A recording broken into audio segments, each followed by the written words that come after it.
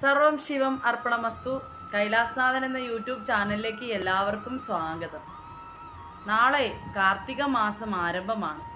ദാമോദര മാസമെന്നും വൈശാഖ മാസമെന്നും മാധവ മാസമെന്നും എല്ലാം ഈ മാസത്തെ വിശേഷിപ്പിക്കാറുണ്ട്.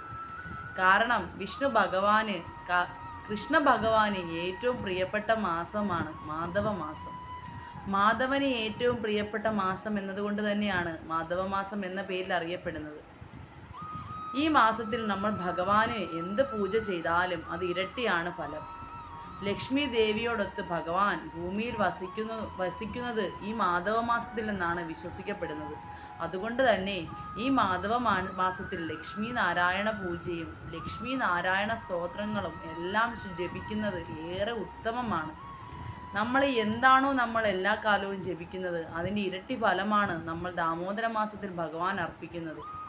അതുകൊണ്ട് എല്ലാവരും ഈ ദാമോദര മാസത്തിൽ ഭഗവാനെ അറിഞ്ഞ് ഭഗവാനിൽ ലയിച്ച് ഭഗവാന്റെ ഭക്തിയിൽ ഭക്തവാത്സല്യത്തോടെ ആ വൈകുണ്ഠനാഥനായ ഭഗവാനെ മനസ്സിൽ ആരാധിച്ചുകൊണ്ട് ഭഗവാനെ സ്തുതിച്ചുകൊണ്ട് എല്ലാവരും ഈ മാസം ഭഗവത് നാമങ്ങളും ഭഗവത് കീർത്തനങ്ങളും ഒക്കെ ജപിക്കാവുന്നതാണ്.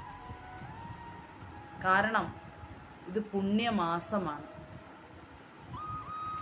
ഈ ദാമോദര മാസത്തിൽ ദാമോദരാഷ്ടകവും ഭഗവാന്റെ കീർത്തനങ്ങളും സ്തോത്രങ്ങളും സഹസ്രനാമങ്ങളും നാമാവലിയും സ്തോത്രവും ഒക്കെ ജപിക്കുന്നത് ഏറെ ശ്രേഷ്ഠമാണ്. അതുപോലെയാണ് വിഷ്ണു ക്ഷേത്ര ദർശനവും നടത്തുന്നത്. വിഷ്ണു ഭഗവാനും ഒരുപോലെ പ്രാധാന്യമുള്ള മാസമാണ് കാർത്തിക മാസം. അതുകൊണ്ട് തന്നെ ഈ മാസത്തിൽ എല്ലാവരും ഭഗവത് ദർശനവും ഭഗവത് പ്രാപ്തിയും ഭഗവത് ഗീതകളും ഭഗവാന്റെ നാമങ്ങളും എല്ലാം ജപിച്ച് ഭഗവാനിൽ ലയിച്ച് ആ സർവസ്വരൂപനായ ഭഗവാനിൽ ലയിച്ച് ഭഗവാനിൽ മാത്രമായി ജീവിക്കുക. ഉറപ്പായും ഭഗവാൻ എല്ലാവരിലും ഫലസിദ്ധി ഉണ്ടാകും.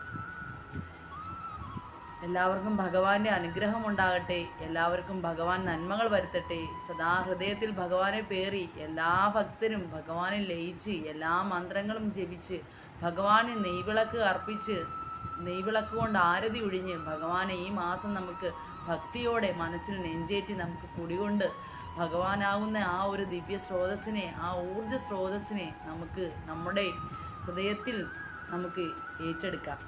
എല്ലാവർക്കും നല്ലൊരു ദിവസം ആശംസിക്കുന്നു. നന്ദി, നമസ്കാരം.